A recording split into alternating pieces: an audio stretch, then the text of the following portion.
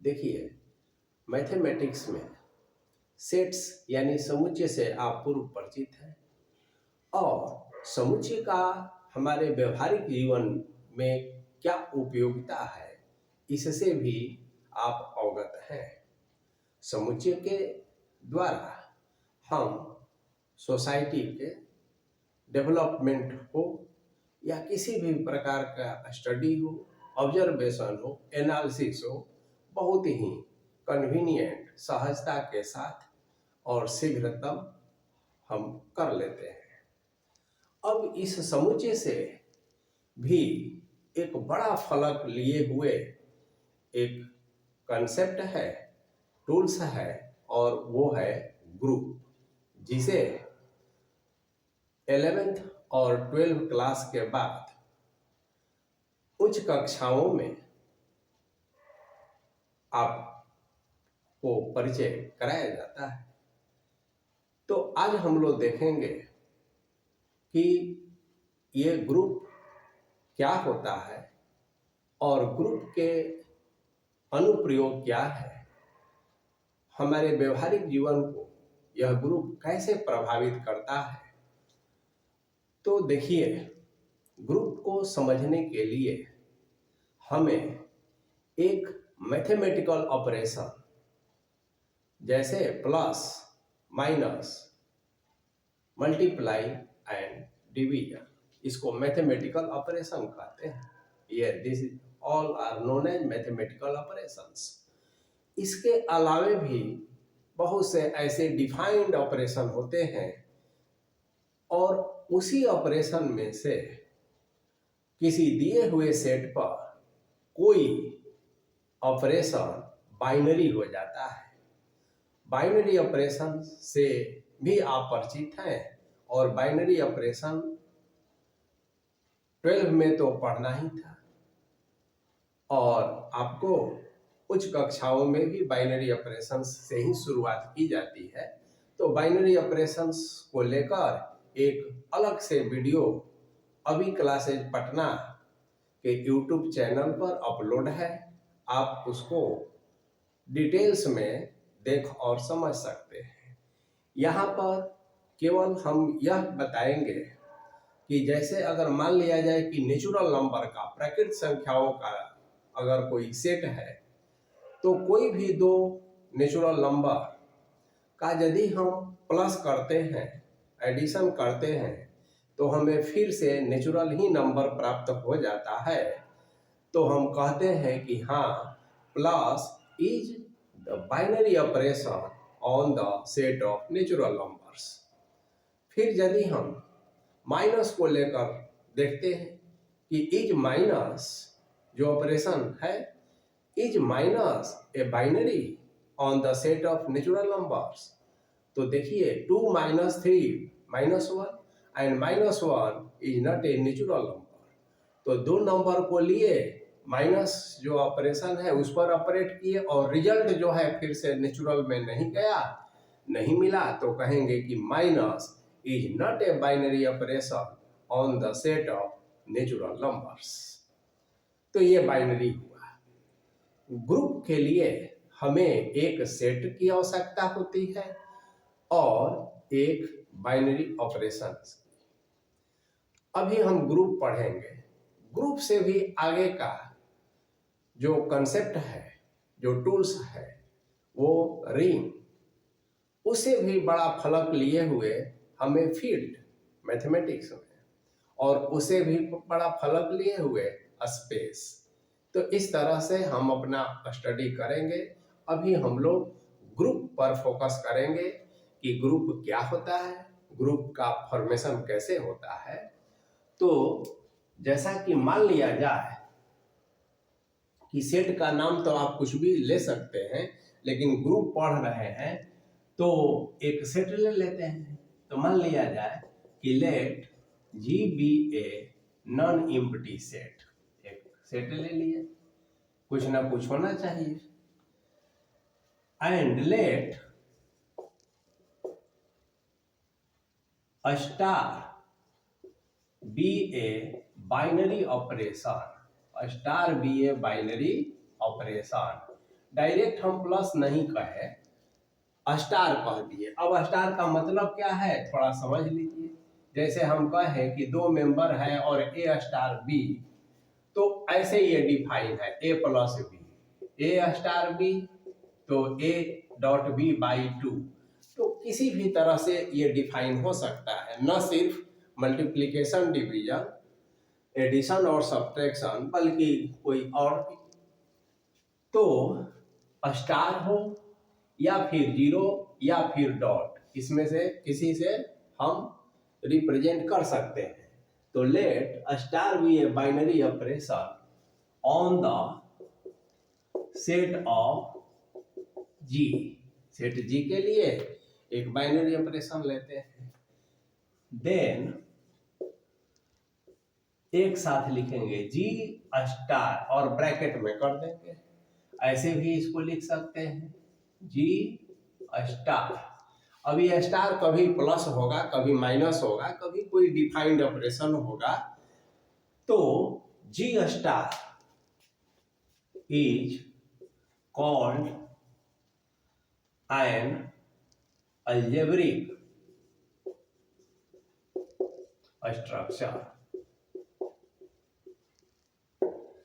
तो इसी को अलजेब्रिक स्ट्रक्चर कहा जाता है। अब यह अलजेब्रिक स्ट्रक्चर ही ग्रुप बनता है। तो यदि चार शर्तों को, चार पोस्टुलेट्स को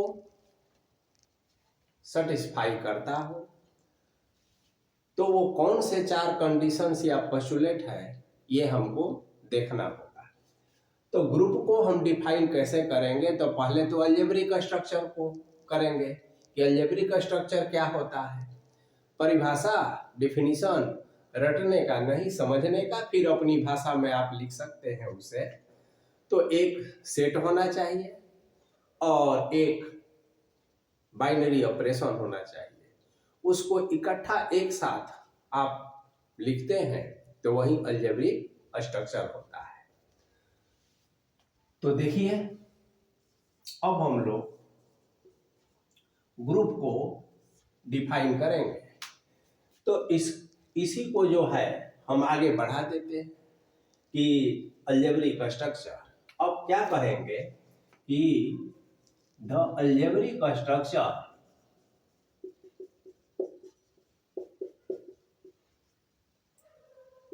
जी star forms a group if the following four conditions या postulates कहते हैं इसको, postulates are satisfied। तो ग्रुप का यही डिफिनीशन है।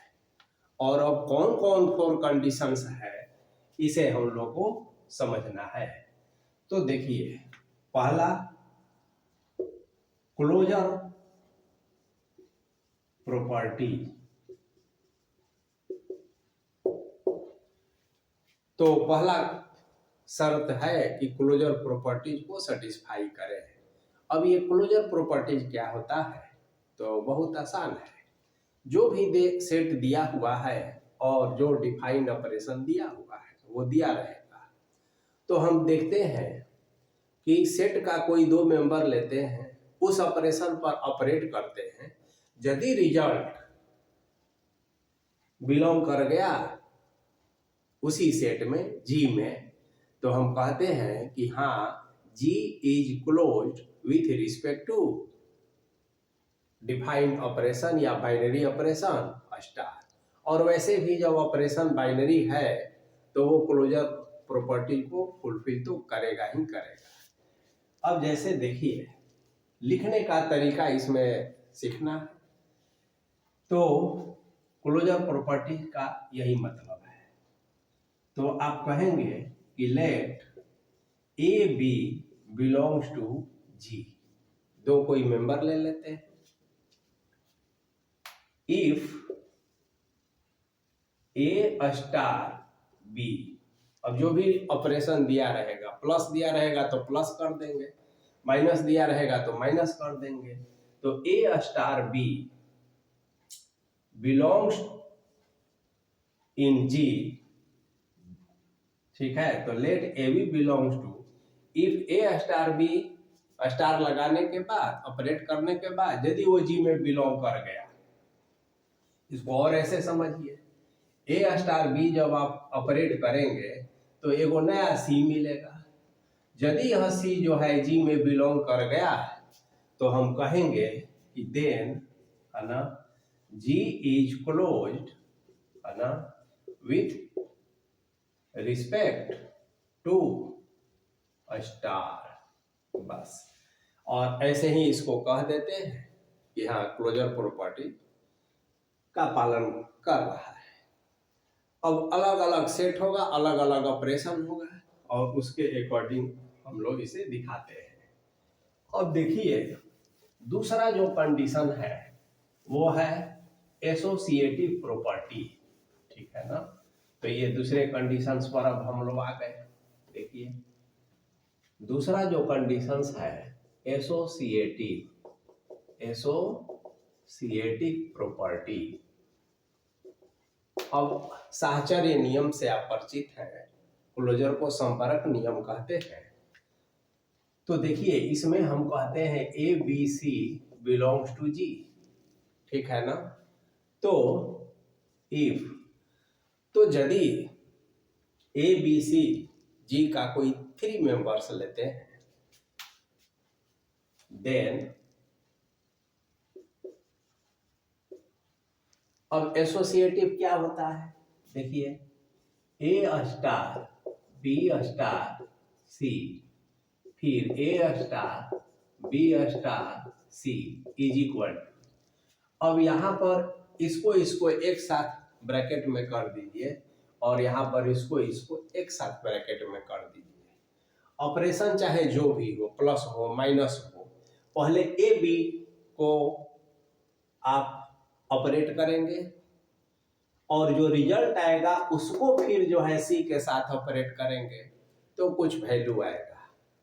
अब इधर देखिए पहले बी और सी को एक साथ ऑपरेट करेंगे और उसके बाद फिर ए के साथ कर देंगे तो फिर कोई वैल्यू आएगा, दोनों ही वैल्यू बराबर होगा, LHS is equal to RHS।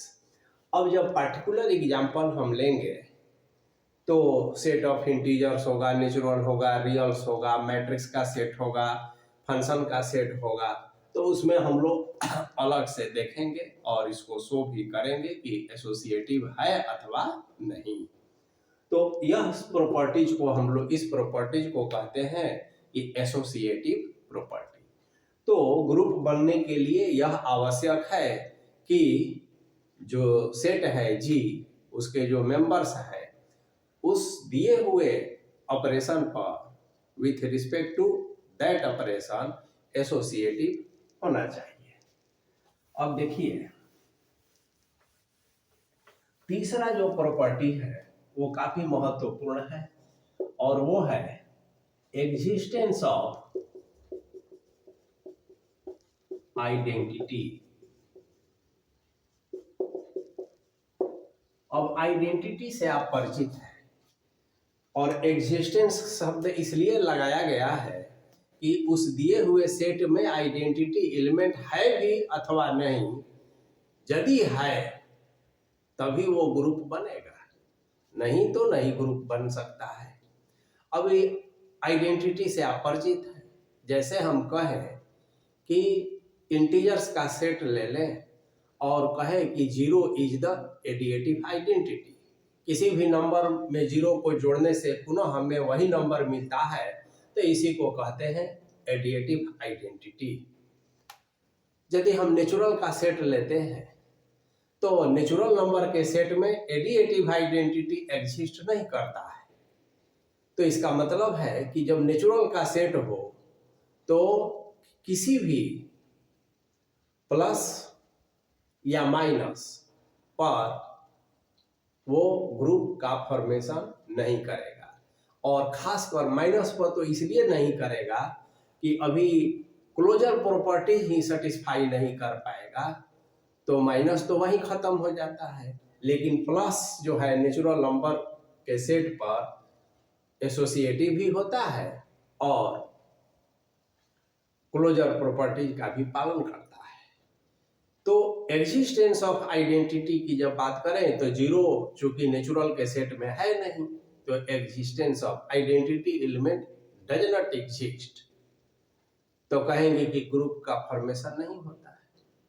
लेकिन यदि ऑपरेशन हम मल्टीप्लिकेशन का ले लें तो मल्टीप्लिकेशन के लिए वन जो है आइडेंटिटी होता है, तो one is the multiplicative identity and zero is the additive identity. और जब डिफाइन ऑपरेशन हो तो जीरो और वन के जगह पर कोई हम ई कह लेते हैं, उसका वैल्यू चाहे जो आए, तो ऐसे इसको समझना है। तो देखिए, इफ देयर एग्जिस्ट, उल्टा ई को हम लोग कहते हैं देयर एग्जिस्ट, याद रहे उल्टा ई क्या होता है, देयर एग्जिस्ट।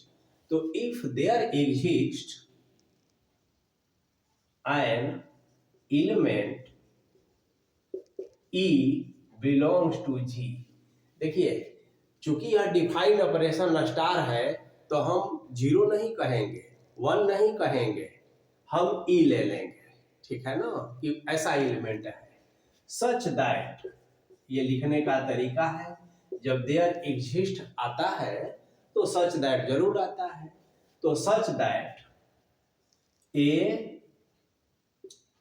स्टार ई, या कहिए e star a is equal to a, और यहां कह दीजिए for all a belongs to G, मैंने जी का कोई भी मेंबर ले लीजिए, यदि ए और ई या ई और ए इस स्टार पर ऑपरेट करने के बाद फिर से हमें सेम नंबर मिल जाता है तो कहेंगे then E is called an identity element, है ना, और ये भी कहेंगे कि हाँ आइडेंटिटी एलिमेंट एग्जिस्ट करेगा।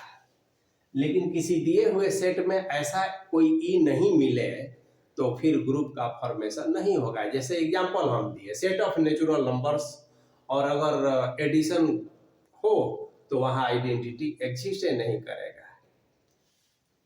चलिए, तो ये तीसरा प्रॉपर्टीज हो गया।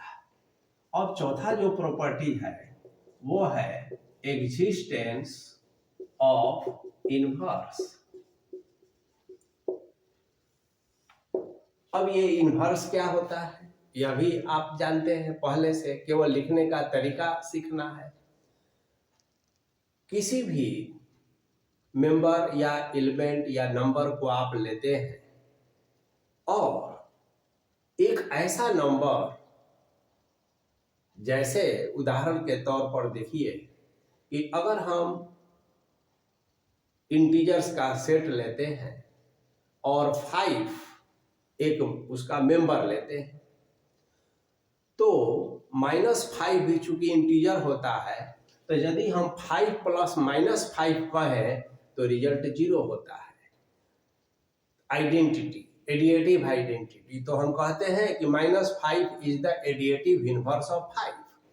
यदि हम मल्टीप्लिकेशन की बात करें तो 5 इंटू 1/5 इज इक्वल टू 1, यानी कि एलिमेंट और उसका इनवर्स किसी ऑपरेशन पर ऑपरेट होकर यदि आइडेंटिटी दे तो कहेंगे हम दोनों एक दूसरे का इनवर्स है। जैसे 5 इंटू 1/5 को हम 1/5 इंटू 5 भी कहें, कोई फर्क नहीं पड़ता है, रिजल्ट 1 ही आएगा। तो हम कहेंगे कि 1/5 is the multiplicative inverse of 5, या 5 is the multiplicative inverse of 1/5। तो ये तरीका होता है जो पहले से आप पढ़ते आ रहे हैं। यहाँ हम लोग को देखना है कि कैसे हम इसको लिखते हैं। तो देखिए, if there exists an element B belongs to G such that, माने G जो सेट है उसमें कोई एक ऐसा एलिमेंट B बिलोंग करता है ताकि A डॉट B कहिए, A स्टार B कहिए या फिर B स्टार A कहिए, रिजल्ट आइडेंटिटी हो जाता है, E हो जाता है। देन है ना, B is called inverse of A या A is called inverse of B, एक ही बात है। And it is written as B is equal to A inverse, ऐसे भी इसको लिखा जाता है। और बहुत जगह पर आप जानते हैं कि A स्टार A इनवर्स या A इनवर्स star A is equal to E होता है। अब अगर सेट की बात करें तो मान लिया जाए कि सेट हमारा इंटीजर्स का है और ऑपरेशन जो है हमारा मल्टीप्लिकेशन है, star A star B is equal to A plus B है। तो 5 इंटीजर होता है तो 5 का मल्टीप्लिकेटिव इनवर्स 1/5 होना चाहिए, होता ही है। तो अब हम देखेंगे कि 1/5 इंटीजर्स के सेट में होता है अथवा नहीं। तो आप कहेंगे कि नहीं, तो कहने का मतलब कि 5 का इनवर्स एग्जिस्ट नहीं करता है, मौजूद नहीं है उस सेट में, तो ग्रुप का फॉर्मेशन नहीं हो सकता है। एक और बात ध्यान रखनी है, किसी भी सेट में आइडेंटिटी एलिमेंट एक और केवल एक होते हैं, पूरे सेट के लिए एक आइडेंटिटी एलिमेंट। और जहां तक इनवर्स की बात है तो ग्रुप के जितने भी मेंबर हैं सबके लिए इनवर्स होना चाहिए। तो each element of a group possesses inverse, ऐसे इसका मतलब समझिए कि ग्रुप होने के लिए, ग्रुप का फॉर्मेशन होने के लिए ये बात है कि ईच एलिमेंट पोजेसेस इनवर्स। इसी बात को सिंबॉलिकली यहां लिखा गया है, दोनों का एक ही अर्थ है। तो ये चौथा कंडीशन है, पोस्टुलेट्स है। अब यदि हम बात करें कि पहला और दूसरा जो कंडीशन था, क्या कि क्लोजर लॉ का पालन करे, अलजेब्रिक स्ट्रक्चर और एसोसिएटिव, इस दो कंडीशंस को पालन करने वाला जो अलजेब्रिक स्ट्रक्चर है तो वो सेमी ग्रुप बनाता है। तो आपके पास एक मिला सेमी ग्रुप, क्या मिला? सेमी ग्रुप, है ना। सेमी से ही आपको क्लियर है, तो ये जानकारी आपको रखना है कि केवल दो कंडीशंस को फुलफिल करने वाला अलजेब्रिक स्ट्रक्चर, हम तीसरा और चौथा में जाएंगे नहीं। और यदि हमको ग्रुप की बात करनी हो तो हम चारों कंडीशंस को कहेंगे। तो यही डिफिनीशन हो गया ग्रुप का। अब हम लोग कुछ एग्जाम्पल्स द्वारा समझने का प्रयास करेंगे कि ग्रुप का फॉर्मेशन हो सकता है अथवा नहीं किसी अलजेब्रिक स्ट्रक्चर से, और अगर हो सकता है तो कैसे उसको हम लिखेंगे, तो ये हम लोग समझें। आइए, तो अब हमारा जो टॉपिक है,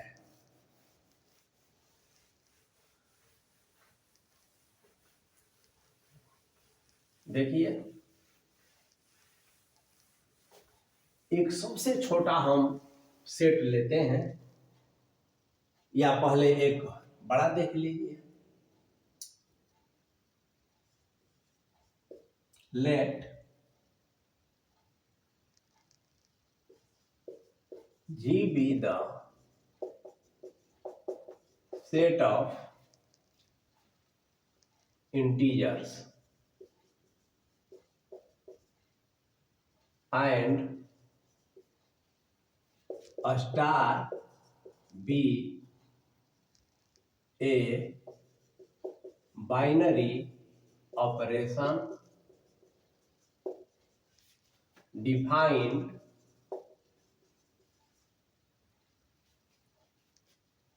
by A star B is equal to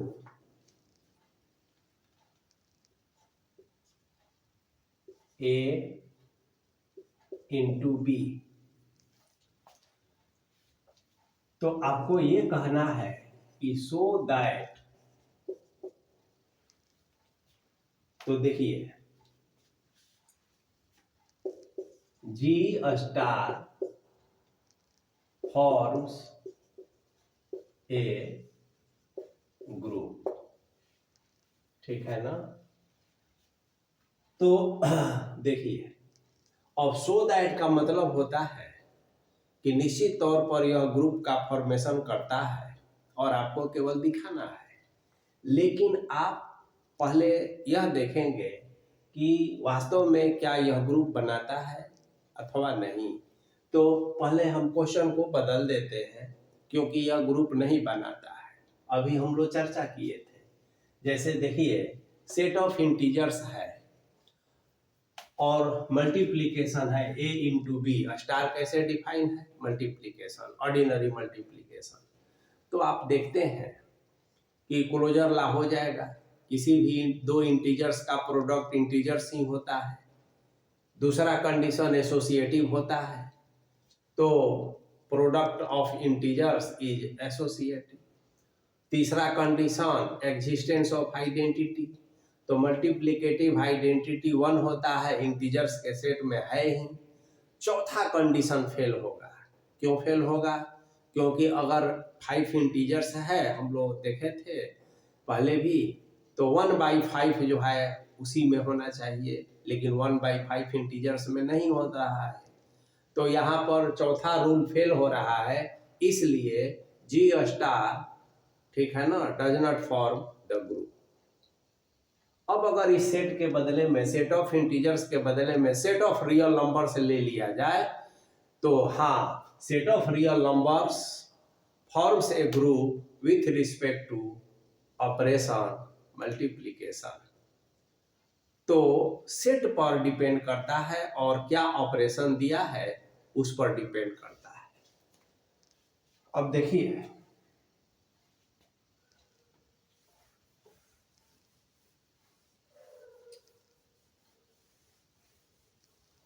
अब इसको सेट ऑफ इंटीजर्स ही लेते हैं और डिफाइन ऑपरेशन को ऐसे हम बदल देते हैं, a star B is equal to a plus b, ऐसा, यानी कि ऑर्डिनरी एडिशन। तो अब है कि सो दैट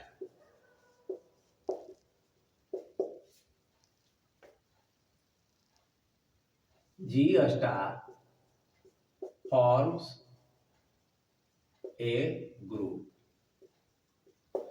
तो देखिए हमारा इंटीजर्स का सेट है, तो 3 प्रॉपर्टीज तो एडिशन के रिस्पेक्ट में ओके हो ही जाएगा।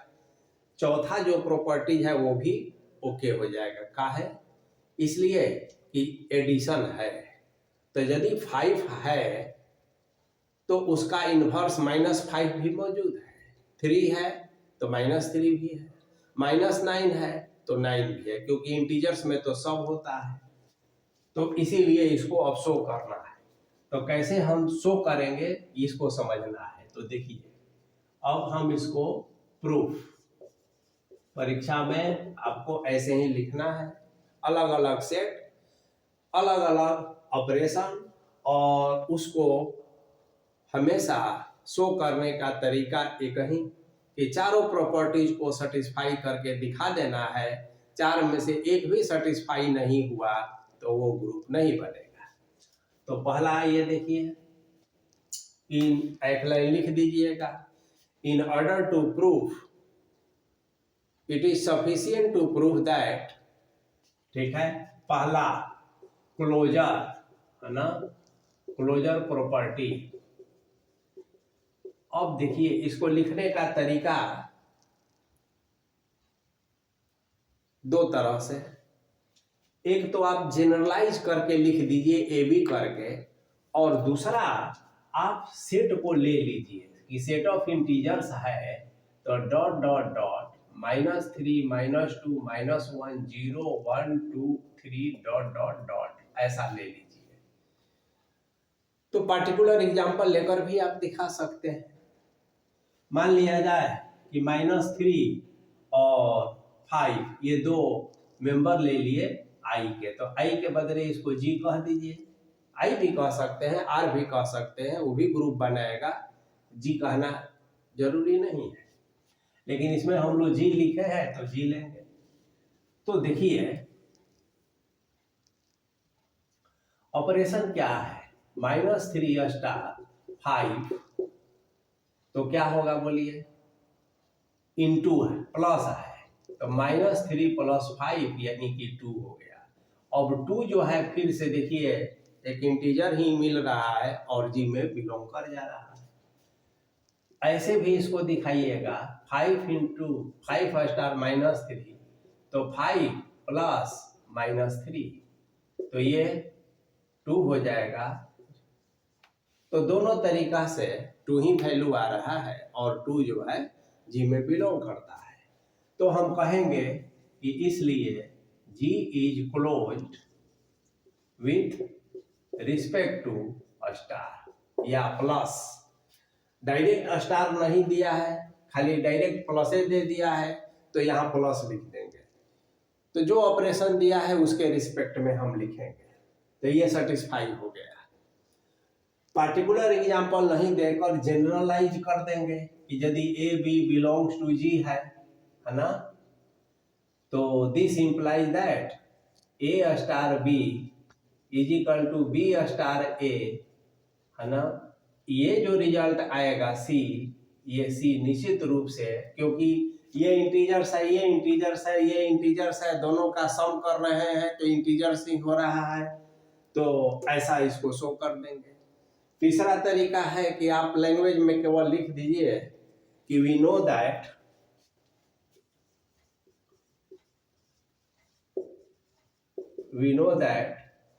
Plus is a binary operation, है ना, is a binary operation on the set of integers, है ना।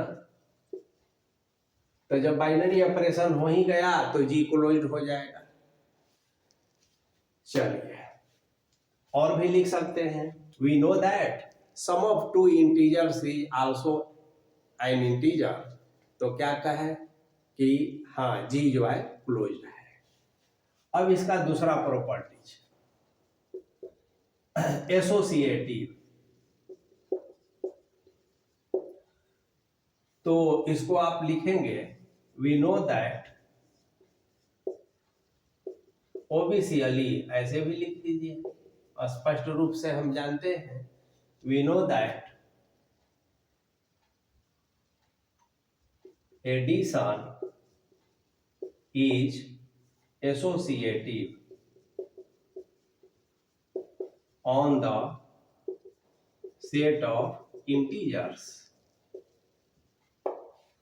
तो देखिए लिखने का कई तरीका हो सकता है, और दूसरा तरीका वही एग्जांपल वाला, कोई 3 मेंबर ले लीजिए 2 5 और 7 बिलोंग्स टू जी। आप देखेंगे कि -2 स्टार 5 एक साथ स्टार 7, तो पहले इसका करेंगे तो देखिए क्या होगा, -2 + 5 और स्टार 7 यानी -3 स्टार 7 यानी कि 10। अब इसका दूसरा पार्ट अगर करेंगे -2 स्टार और 5 स्टार 7, 5 और 7 को पहले एक साथ कीजिएगा तो 12 हो जाएगा, फिर -2 10 हो जाएगा। तो इस तरह से भी आप दिखा सकते हैं। तो ये एसोसिएटिव प्रॉपर्टी का पालन कर रहा है सेट दिए हुए ऑपरेशन। अब जो चौथा प्रॉपर्टी है इसको देखिए, तो आप लिखेंगे existence of identity, existence of identity. अब देखिए इसको कैसे कहेंगे, इंटीजर्स में तो आप लिखेंगे कि सिंस एडिशन है तो सिंस 0 बिलोंग्स टू जी, जी में 0 होता है and such that a plus 0 is equal to 0 plus a is equal to a itself for all a belongs to G। Identity की यही विशेषता होती है। तो यहाँ पर हम कहेंगे कि 0 इज द एडिएटिव आइडेंटिटी, तो एग्जिस्ट करता है, तो कहेंगे कि 0 इज द एडिएटिव आइडेंटिटी। तो हाँ, इस दिए हुए सेट में एक identity element with respect to addition exist करता है, तो ओके।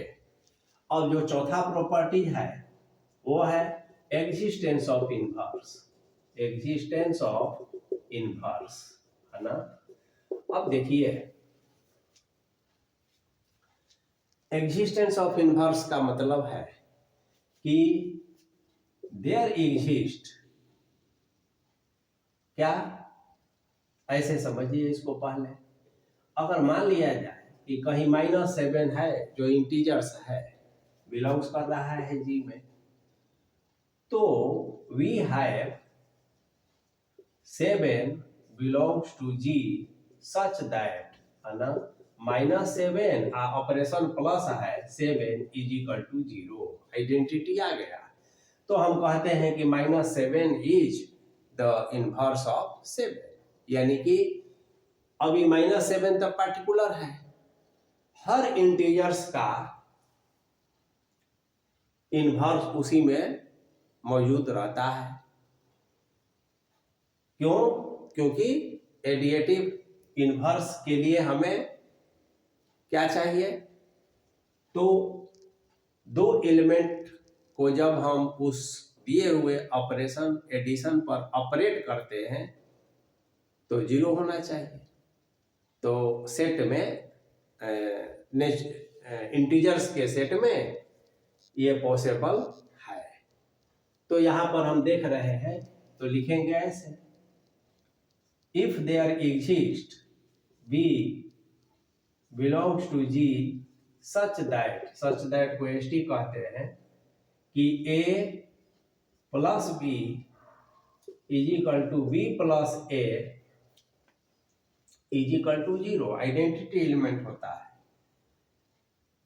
तो कहते हैं कि हाँ, फॉर, ऐसे कह दीजिए, for all a belongs to G, तो then b is equal to -a is called inverse of ए।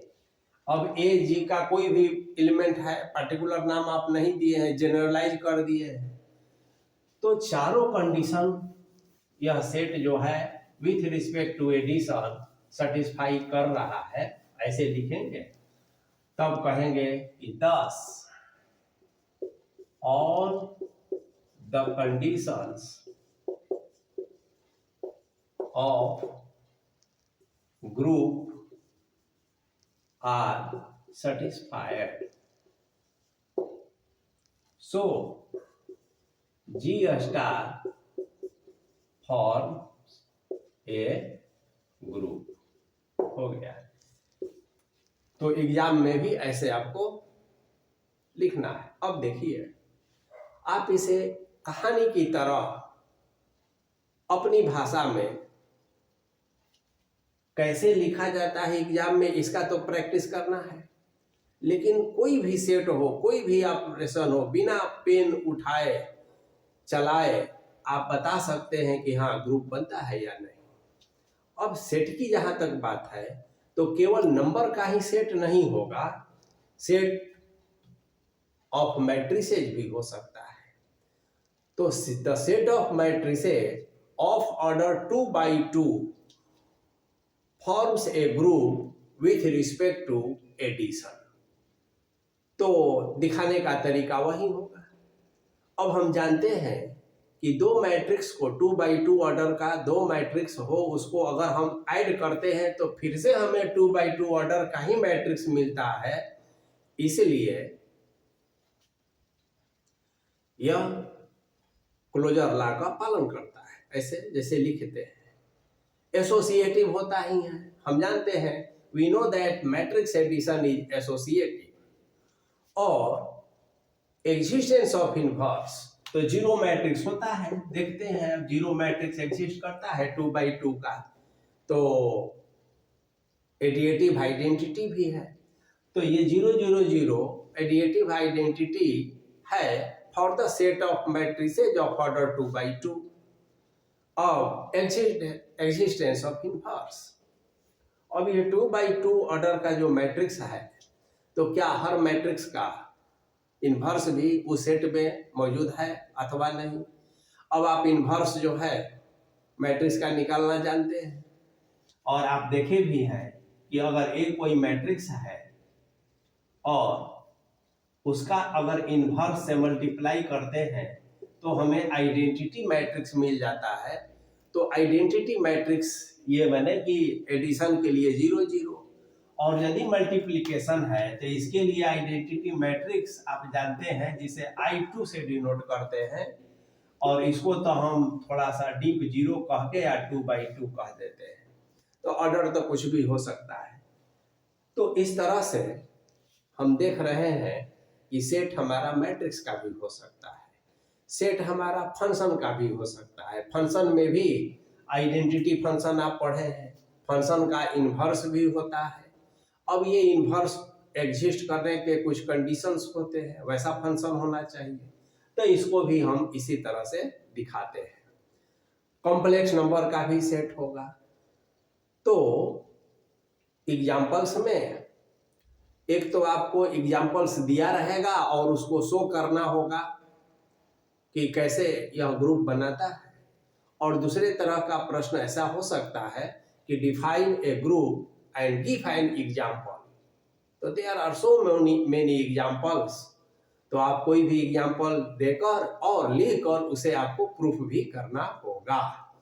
तो इससे बार बार प्रश्न पूछे जाते हैं, और ग्रुप थ्योरी में आगे बढ़ने के लिए यह जो बेसिक बातें हैं, बेसिक कंसेप्ट है, इस पर ज़्यादा से ज़्यादा आपको प्रैक्टिस करना होगा। जो आपके पास बुक है, किताब है, उसमें आप देखेंगे तो कम से कम 10 ऐसे प्रश्न का आप अभ्यास जरूर करेंगे, प्रैक्टिस जरूर करेंगे। इससे क्या होगा कि आपको लिखने का एक तरीका मालूम हो जाएगा, और आप एग्जाम में लिखेंगे तो आपको ज़्यादा से ज़्यादा अंक मिलेंगे, और हायर क्लास में और आगे अध्ययन करने में सहायता मिलेगी। तो हम लोग नेक्स्ट क्लास में कुछ और स्पेशल एग्जाम्पल के साथ देखेंगे, और तब तक कुछ और भी महत्वपूर्ण सेट है और एक ऑपरेशन है जो ग्रुप का फॉर्मेशन करता है। जैसे देखिए,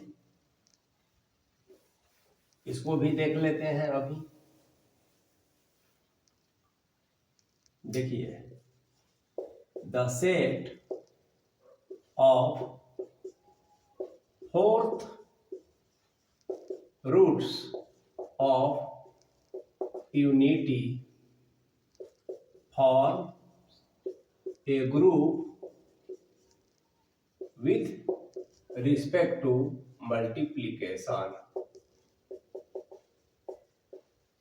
अब फोर्थ रूट ऑफ यूनिटी क्या होता है आप जानते हैं पहले से। तो जी एक सेट है, 1 है, -1 है, i है और -i है। यही फोर्थ रूट ऑफ यूनिटी होता है। तो ये एक छोटा ग्रुप है, मैंने सेट में 4 ही मेंबर है। अब ऑपरेशन क्या है? तो ऑपरेशन है तो अलजेब्रिक स्ट्रक्चर हो गया जी, और डायरेक्ट इनटू कह दीजिए। अब यहाँ स्टार कहने की जरूरत नहीं है। तो देखना है कि क्या यह ग्रुप बनाता है, कैसे दिखाएंगे, तरीका वही रहेगा, केवल मैं समझा दे रहा हूँ। देखिए, हमें मल्टीप्लिकेशन के लिए आइडेंटिटी क्या होता है, 1 होता है। तो 1 इज मल्टीप्लिकेटिव आइडेंटिटी 1 है। इनवर्स, तो देखिए मल्टीप्लिकेशन के लिए 1 का इनवर्स 1/1 तो 1 हुआ, तो 1 इसमें है जी में।